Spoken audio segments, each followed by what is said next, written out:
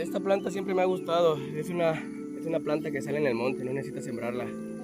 Se da sola, pero lo que más me gusta, aparte de su color verde que tiene fosforescente y la hoja gigante, nosotros cuando éramos pequeños lo utilizábamos como para tomar agua. Hacíamos como un tipo vaso y tomábamos agua, algo así. Pero lo más que me gusta de esta planta es esto. Es esta chulada que está aquí, que parece un alcatraz. Esto, miren. Está como una plantita, como un alcatraz.